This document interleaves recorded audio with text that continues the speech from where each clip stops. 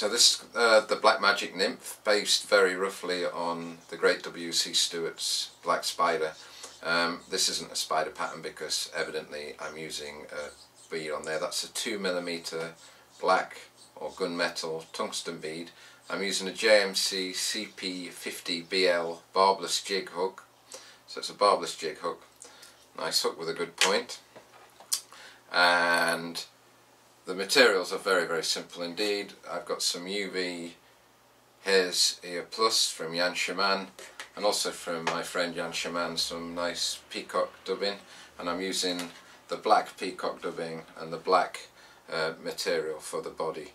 And finally, the only other material I need for this fly is a good old CDC feather. This is a natural, though dark, CDC feather. So we'll get on with the tie right now. So I'm using black nano silk, so just tie that thread in, make sure it's well in.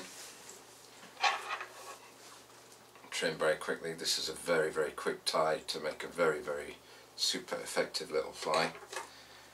And then I'm just going to pinch out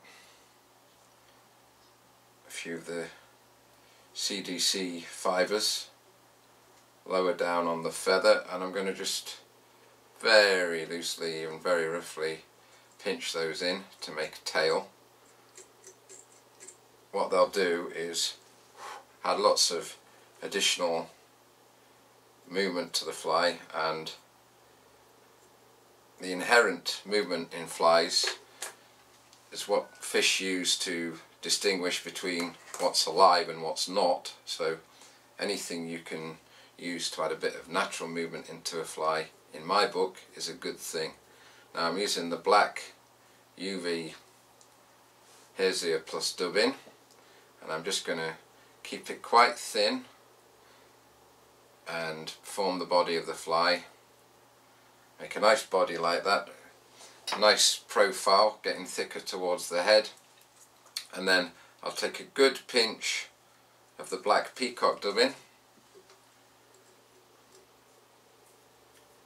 Nice good pinch, because this adds beautiful iridescence to the fly, that sort of black insecty fly iridescence. This material seems to have it, and in my experience the fish do like this, and make quite a hump which represents the wing case on these types of bugs. And most small nymphs that trout feed on are small and dark in profile, and of course drowned terrestrials, which make up a large proportion of trout's meals on certain rivers, also look fairly similar to this. So this is a very good, very natural looking fly with some inherent movement, and the fish really do like it. So I'm just going to tie in the tips finally of this CDC feather above the 2mm tungsten bead. I just put 2 turns of that CDC fly on. I'm not bothered if the legs are a little too big at the moment, or the fibres are a little too big. I'll trim those down. I'll trim that off quite hard, give it a good pull. Pull all the fibres back, trim off that waist tag, and so here we have the fly nearing completion, and all I need to do now is whip finish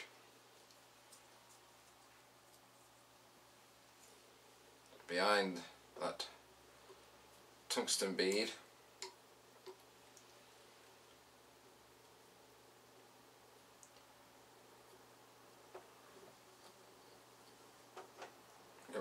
Make sure that's tight and secure, and there we have my version of Stewart's Black Spider, a fly with lots of inherent movement, and I'll fish that under the Elkhead caddis dry and catch fish on both flies.